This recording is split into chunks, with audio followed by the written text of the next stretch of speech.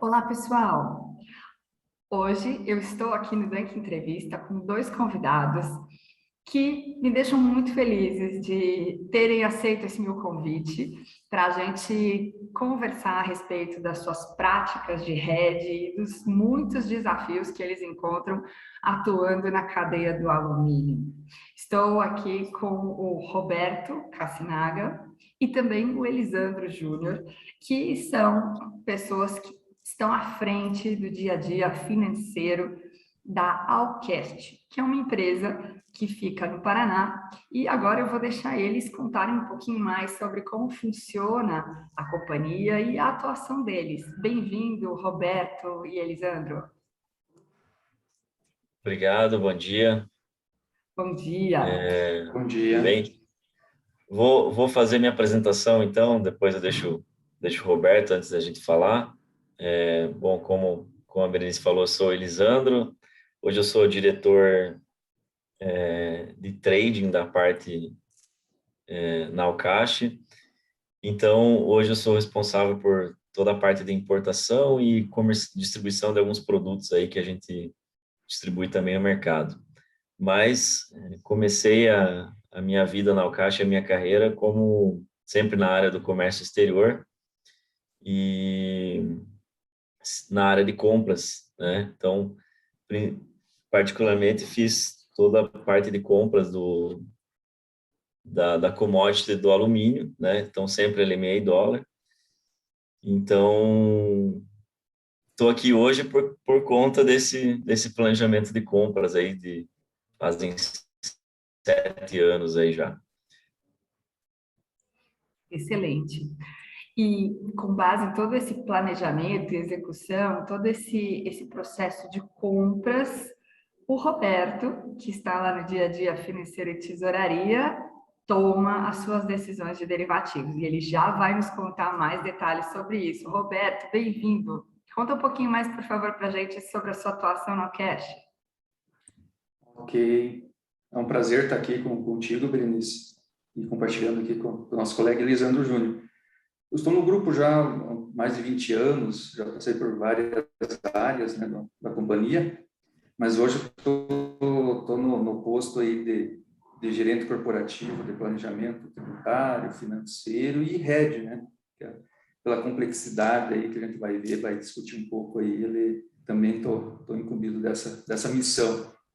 E vou falar alguma coisa aqui né, das nossas práticas aqui relacionada, a gente vai falar, né, da prática dos instrumentos financeiros que nós temos que acompanhar aí as operações da Trade, do Lisandro Júnior, operações da nossa produção e da nossa comercialização, que tem as exposições aí, né, que é o objeto aí, né, que a gente até conheceu a Berenice aí nessa caminhada, né? Eu tive a alegria, o prazer de acompanhar esse processo de vocês, né, de, enfim, revisar e melhorar ainda mais essas práticas de hedge. Percebemos aí o quanto é complexo, né, todos esses fluxos de caixa, essas situações do negócio sobre as quais a gente faz a contratação dos derivativos. E ainda, gente, olha só como o pessoal aqui é muito guerreiro. Ao mesmo tempo, a gente revisou a política de hedge, implementou o hedge accounting e o SAP. Olha quanta coisa ao mesmo tempo aqui, quantos desafios sendo trazidos em conjunto para que tudo isso pudesse ficar coordenado, né? Então, eles me deram a alegria hoje de dividir com vocês um pouco de como foi todo esse processo e como hoje eles conduzem essas práticas e essas políticas. Vou pedir, então, para a gente começar aqui com o Elisandro, entendendo um pouco mais esse ciclo de compras que traz o que a gente, na linguagem de hedge, né, chama de objeto protegido. Quer dizer, daí que surgem muitas situações que a gente vai proteger no derivativo. Depois o Roberto conta para a gente esse olhar do uso de derivativo. Pode ser, pessoal? Legal. Elisandro, por favor. Pode ser sim, vamos lá. Bom, pessoal, vou falar um pouquinho das nossas dores aí, da nossa história, para vocês entenderem um pouco do nosso cenário. Mas a gente começou com o Red, eu diria, uns 2 anos atrás, não faz muito tempo, não. Né? E como a nossa matéria-prima hoje é toda importada. O fluxo do tempo da importação é grande, né? Geralmente 80, 90 dias, depois tem mais o recebimento. Então, o fluxo total da operação de hedge é bastante grande. Mas o que eram as nossas dores, né? No passado ali, antes desses 2 anos que nós começamos com o hedge, todo o alumínio que nós comprávamos, e não era pouca coisa, as toneladas, nós tínhamos que estar acompanhando a tendência do que a gente achava que ia acontecer com a LME e com o dólar, e a gente tinha que travar com os fornecedores esses valores antes de chegar aqui, né, no Brasil, para depois fazer uma venda, e a venda aqui no Brasil, no nosso caso, ela é sempre a média do mês anterior ao faturamento. E essa é um padrão de mercado já há muito tempo no Brasil, é uma coisa que a gente não consegue mudar. Então, a gente sabia que a venda era dessa forma. E como a gente não tinha o hedge, a gente não tinha a compra casada com essa venda. Então, eu ficava o tempo inteiro quase louco, acompanhando o que eu achava que ia acontecer com a LME, lendo notícia, se fechava a fábrica de alumínio, se abria capacidade em algum lugar, e muito em contato, às vezes até com os acionistas, para decidir, não, vamos agora a LME deu uma diminuída, vamos travar, agora o dólar deu uma diminuída, vamos travar, tudo NDF simples, digamos assim, né? E então isso era muito desgastante, porque nós estamos falando de um valor muito expressivo de metal, então a gente ficava sempre muito pressionado na hora de tomar essa decisão. Até acredito que a gente fez um bom trabalho, digamos, em termos a gente mais acertou do que errou, mas até me lembro de um momento ali, não vou lembrar quanto tempo agora, mas acho que foi assim que o Trump se elegeu, ele colocou uma sanção lá na Rússia, e a Rússia não é um dos principais produtores de alumínio hoje, né, primário. Então, ele colocou uma sanção lá na Rússia, o preço explodiu, e eu lembro que a gente tinha travado uma parte, mas alguma coisa não tinha travado, então a gente teve um impacto bem grande naquele momento. Então, o risco era muito grande. Hoje agora, com o hedge, a gente consegue alinhar as nossas compras com as nossas vendas e não precisamos ficar preocupados se a gente vai acertar a tendência do LME cair ou subir, né? Simplesmente a gente tem um custo a mais ali, mas a gente está dando muito mais segurança para o nosso negócio, né? Então, vou deixar o Roberto falar um pouquinho para vocês aí do como que isso funciona na prática. Excelente. Com essa tua explicação, Elisandro, a gente pode entender melhor esse panorama e essa situação que está aí no teu dia a dia, né? São as compras de alumínio de um lado, de outro lado, as vendas dos seus produtos que também são atrelados ao preço do alumínio e a taxa de câmbio, porque esse preço de alumínio é em dólar, né? Então, você tem esses dois fatores para combinar e para que assim você possa garantir as suas margens. E aí o derivativo tem um papel muito importante, né? Roberto, por favor, você conta para a gente um pouquinho mais sobre isso? Sim. Então, com todo esse contexto aí, né, que o Elisandro acabou de citar, a gente fica sujeito a esse lapso temporal, né, entre o momento que ele está realizando a compra e o momento que nós iríamos realizar a venda e a commodity e o câmbio, né, no mercado oscilando, né? Então, não pode esquecer que a gente está no mercado brasileiro e a moeda brasileira é uma das que mais voláteis, né, do mundo. E com os instrumentos financeiros a gente consegue fazer esse casamento, né, dessas duas pontas e garantir a margem, né, Berenice? É um dos nossos objetivos, a operação, focarmos na operação e não ficarmos, como o Elisão comentou, né, tão atentos ao mercado, né? Sair desse risco e focar em atividade realmente do nosso core business, né? E os instrumentos que a gente avaliou, né, até os NDFs é a prática mais comum, que a gente vê mais seguro, né, que faz NDFs até da commodity e do câmbio, e consegue garantir essas duas pontas. O que nós, até adiantando já uma situação que a gente, com o passar do tempo, a gente viu que teria que implementar, é a formalização, né? Que nós iniciamos com a prática e precisávamos definir limites, regras, né? Por compliance, e foi necessário nós irmos atrás de um diagnóstico e estabelecer as regras, deixar claro isso de compliance, alçadas e as formas, né? O modus operandi aí da nossa política de hedge, né? E com isso, daí a gente já até conheceu a Berenice e o trabalho da Berenice, teve outras consultorias, então a gente foi no mercado, né? A gente teve que ir no mercado realmente, que nós precisamos dar segurança, né, para a companhia, do que aquilo que a gente está fazendo é o melhor naquele momento e realmente está trazendo resultados. Então a gente conseguiu fazer esse diagnóstico, avaliar se os instrumentos adequados realmente, a forma que nós estávamos praticando é a melhor. E uma prática que veio agregada a essa política de hedge é a hedge account, né? Eu acho que já fomos entrando, né, Berenice, da hedge account, que é um tema que, pelo que a gente aprendeu no mercado, aí é complexo, né? Exige muitos detalhes aí da sua implementação, até para atender normas de auditoria também é necessário todo esse acompanhamento das normas, né? E a gente sabe que vai mudando, né? Era uma norma até um tempo, depois mudou a norma contábil dessa prática de hedge account. Para quê a hedge account? Porque nós temos os instrumentos financeiros que seguem uma regra aí de mercado, de competência, e que tem a variação cambial, né? Todo mês tem a variação cambial, tem um valor justo desses instrumentos.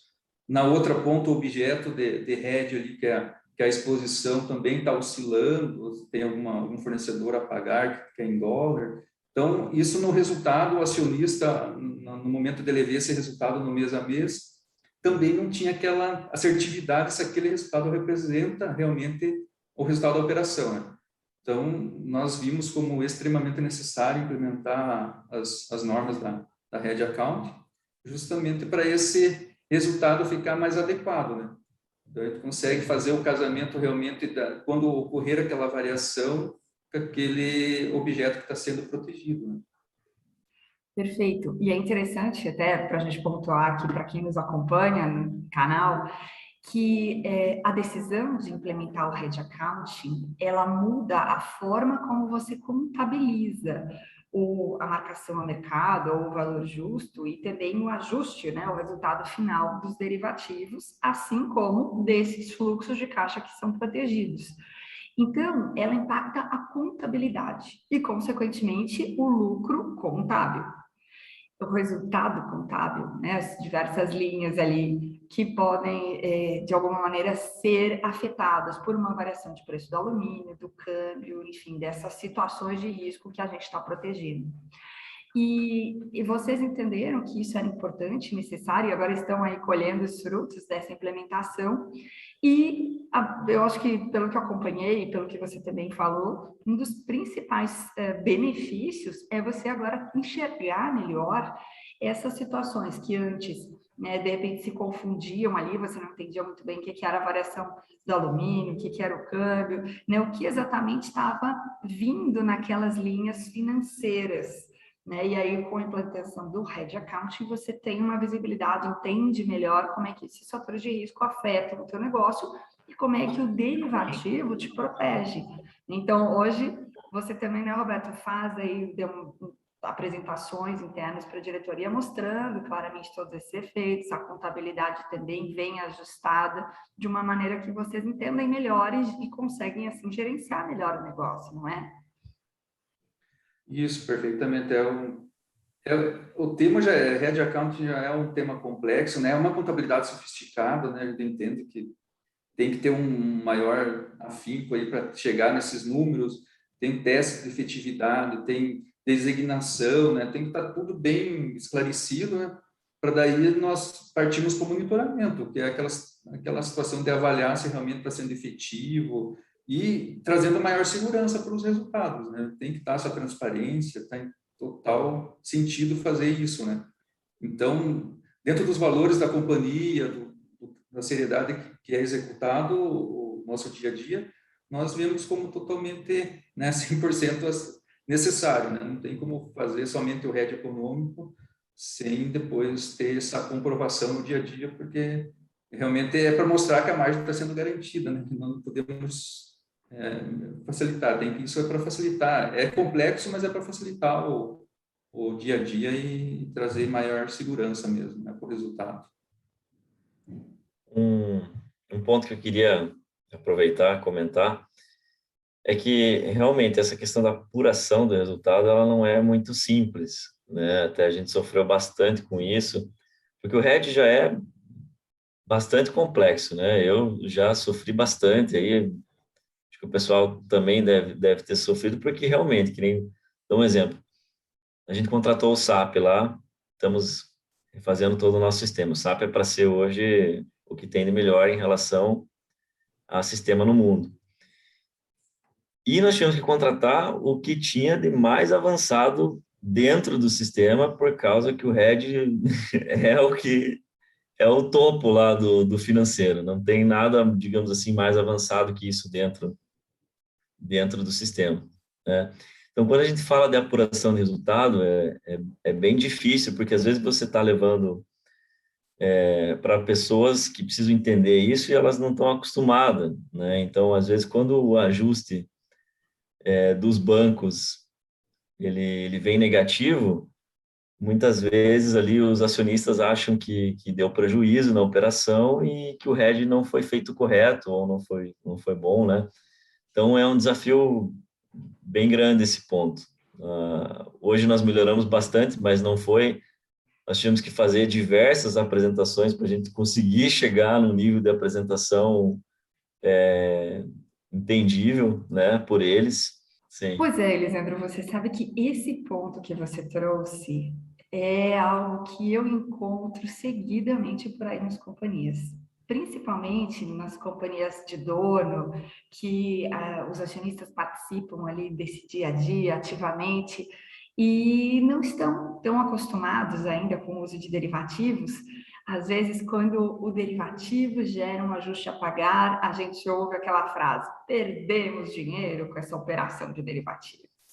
E esse desafio de mostrar que existe uma contrapartida, que existe, né, um encontro de contas entre o que a gente está protegendo e o resultado do derivativo, ele nem sempre é simples, né? Exige essa clareza de todos os lançamentos contábeis, às vezes uma apresentação mostrando todas as situações gerenciais envolvidas na decisão do RED, porque a gente muitas vezes toma a decisão de contratar o RED olhando para fluxos de caixa, olhando para situações que na contabilidade, às vezes, não estão tão claras, né? Então, você tem que mostrar o contábil, mostrar também o gerencial, e aí evidenciar que, se o derivativo está trazendo um ajuste negativo, é porque a situação protegida ficou melhor do que o previsto. Então, aquela receita veio maior do que o previsto, ou aquela despesa veio menor do que o previsto, e aí o RED só fez chegar naquele nível que a gente tinha fixado, né? E isso, mostrar todo este caminho exige, claro, uma capacidade interna aí de desenvolver esses demonstrativos e convencer os acionistas, né? Isso aí. Eu ia dizer o seguinte, que quando a gente começa a aprender o RED, a gente pega um exemplo, digamos assim, né, geralmente, né, e a gente calcula o tempo do período e como é que vai ser a venda, como é que vai ser a compra, e a gente entende aquele processo de forma perfeita ali. Depois que a gente começa a colocar dentro da empresa, em todos os negócios, a coisa começa a ficar bastante complicada, né? E aí, às vezes, você tem que fechar o resultado de todas as NDFs que você fez para você chegar numa apresentação, para você poder apresentar o resultado final, né? E é isso que foi, acho que, um grande desafio para nós ali, de conseguir enxergar o todo de tudo que a gente estava fazendo em termos de operações financeiras ali para fazer essa proteção, né? Fica complexo porque são muitos fluxos de caixa, né? São muitas situações protegidas e vários NDFs. E aí, às vezes, quando a gente pega um exemplo, parece simples, né? Mas, obviamente, que a realidade Eu sempre falo que quando a gente dá curso, né, quando a gente vai estudar um assunto, em geral, a gente faz um exemplo que é uma simplificação da realidade. E a realidade sempre é mais complexa. Então, obviamente, traz desafios adicionais que só quem fez e faz, né, e toca esse dia a dia como vocês sabe e sente na pele, né? E, além disso, para colocar mais pimenta aqui nessa história, ainda tem a dificuldade de que, às vezes, alguns desses fluxos de caixa projetados, programados, mudam, né? Então, por exemplo, você tinha ali uma previsão de que o navio chegaria numa determinada data, num determinado mês. E aí você fez o hedge ou travou o preço pensando naquele mês ali previsto. Aí o navio atrasa. E aí tem que mudar tudo, né? É, eu diria que nós estamos passando um momento bem complicado, principalmente agora no segundo semestre desse ano, acho que vai continuar ainda para o ano que vem. As empresas vão sofrer bastante agora, porque até antes da pandemia, a gente não tinha esse surto que está acontecendo nas importações aí de frete marítimo. Então, nós estamos recebendo, por exemplo, essa semana, avisos de atraso dos navios todos os dias, todas as mercadorias. A gente não consegue confiar praticamente em nenhuma data que a gente vê, porque todos os portos estão congestionando, está faltando container num monte de lugar. Então, isso vai ser uma dificuldade não só para o Cash gerenciar, como para todas as outras empresas que importam nesse próximo período aí. A gente está tendo que analisar e ficar ajustando isso, aumentar os nossos estoques também, porque o cenário marítimo aí está bem difícil. Isso provoca, né, que as oscilações, né, no que tinha sido previsto, e financeiramente nós vamos ter que fazer os ajustes necessários, né? Eles vão ter que... Os instrumentos têm que acompanhar o objeto. Se o objeto está tendo um atraso, né, ou vai mudar, nós vamos ter que... Esse acompanhamento é aquilo que a Berenice comentou, que nós vamos ter que estar fazendo os ajustes, né? E daí, para isso, até na política, né, Berenice, a gente trabalhou, que é a parte de você saber, nessas situações inesperadas, né, o risco existe de acontecer, né? Tem que saber quais instrumentos podem ser feitos, né, quais ações podem ser tomadas para fazer essa rolagem, vamos chamar assim, né, dessa nova exposição, né, que cria uma nova exposição. A gente tem que tomar muito cuidado, né, que no momento que se faz uma proteção ali, assume um compromisso com uma instituição financeira, com um instrumento, você tem uma exposição se aquele objeto não acompanhar, né? Então, ele tem que estar sempre fazendo esse monitoramento também e fazendo com que converse, né? O objeto tem que estar sempre, o instrumento tem que estar sempre acompanhando o objeto. Sim, exato. Então, a gente pode ajustar o nosso derivativo de diferentes maneiras. E aí, a gente poderia, em algumas situações, fazer uma liquidação antecipada, em outras situações, a gente poderia abrir uma nova operação. Então, essas diversas maneiras nós debatemos aqui, né? Porque são situações que pertencem a esse processo de gestão de riscos do negócio. E é interessante pontuar que isso, se a gente for pensar, né, do ponto de vista aí de tipos de risco, essa situação, por exemplo, do atraso do navio e essas quebras nas cadeias de produção e nos itens, né, que são insumos para vocês, é um tipo de risco operacional, mas que tem impactos no financeiro, tem impactos no RED, e por conseguinte pode trazer resultados financeiros, às vezes até adversos, né? Um valor ali que você tem que pagar para poder ajustar o seu derivativo. Mas isto é necessário, porque senão a gente fica ali com risco financeiro à toa, como o Roberto falou, né? Deixa o derivativo aberto para uma data que não é a data que eu tenho que proteger, não vai casar. Aquele encontro de contas que eu estou esperando que aconteça no vencimento não vai acontecer se os vencimentos forem diferentes. Então, exige um olhar muito atento, uma gestão muito ativa, sempre baseada nesta informação que vem da operação. E aí é mais uma complexidade para administrar, né? E isso sim é importante prever na política, né? Porque a política é a diretriz que no dia a dia a área financeira, a tesouraria vai usar, né? Senão tem que ficar desesperado ali, ligando para o acionista, e agora o que vamos fazer? Não vamos tomar a decisão assim no calor, vamos já combinar antes como é que nós vamos fazer se esse tipo de situação, se esses cenários acontecerem. Então, pensar com antecedência essas situações de risco ajuda a gente a tomar uma decisão mais sensata e ponderada do que fazer isso no calor ali do momento. E aí vocês já estão com tudo isso planejado, então. A execução nem sempre é Isso aí. fácil, né? A política com certeza ajudou bastante, né?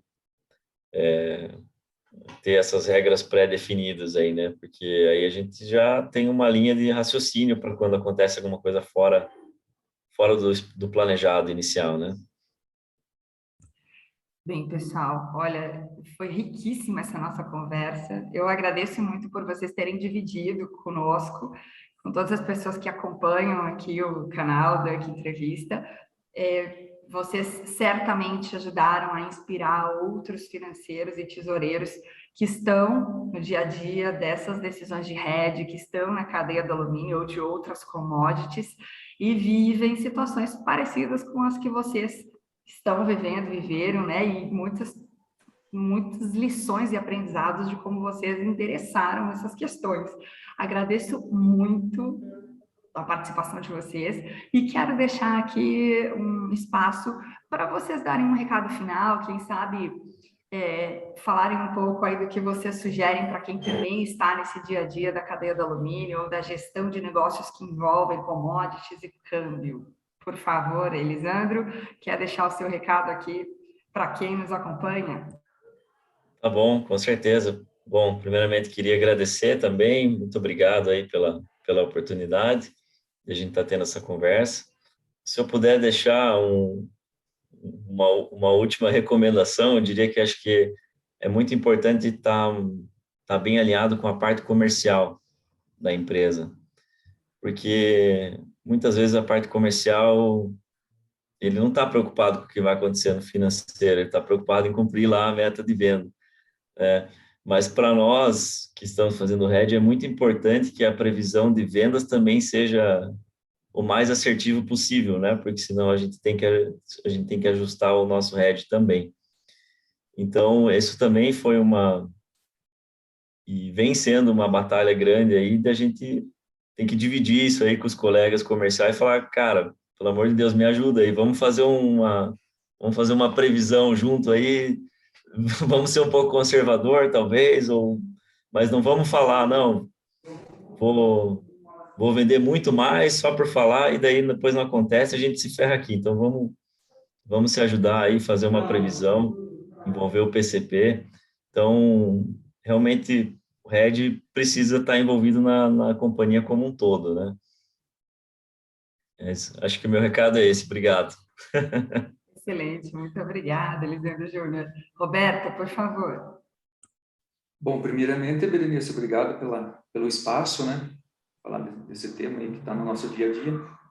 Um ponto que eu queria comentar ainda aqui, mesmo a SAP que o Elisandro, né, estamos implementando, mesmo a SAP, presente em mais de 190 países, de 193, 195 países, 190 países, a SAP está. Mais de 70% do faturamento mundial passa pela SAP.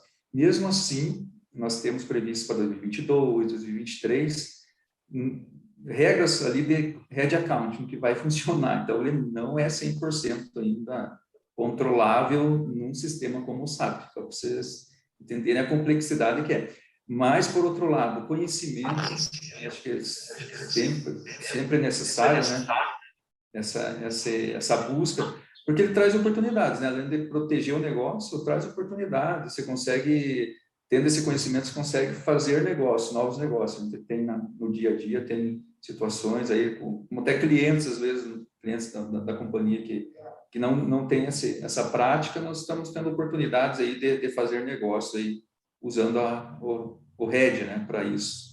Então, a gente tem que estar sempre buscando, né, esse conhecimento para estar à frente, né? Então, esse que é o recado aí para trazer novos negócios, o RED também é funcional, né, para isso.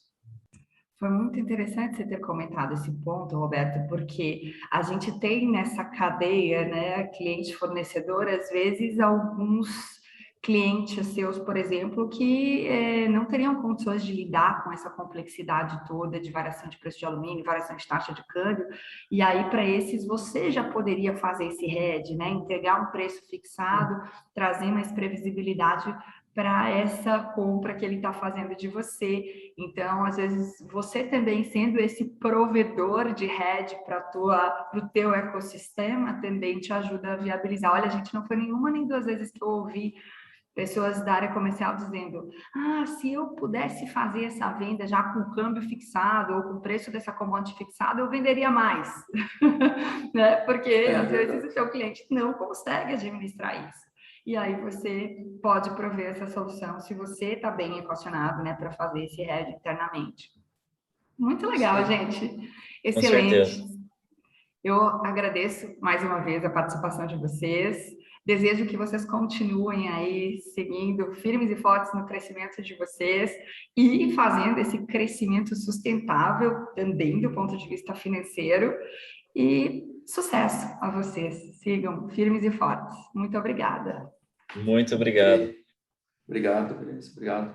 Obrigada. E muito obrigada a todos que nos assistiram até aqui. Se você gostou desse bate-papo, deixa o seu like. Se você ainda não é inscrito, se inscreve no canal, porque a gente sempre tem bate-papos cheios de muita informação e aprendizado como esse. E se você tem alguma dúvida, quer conversar um pouco mais com o Elisandro, com o Roberto, quer perguntar algo mais, interagir com eles, deixa aí o seu comentário, manda um recado para a gente, entra em contato, vai ser uma alegria poder conversar mais com vocês. Muito obrigada, gente. Tchau, tchau. Até logo. Obrigado.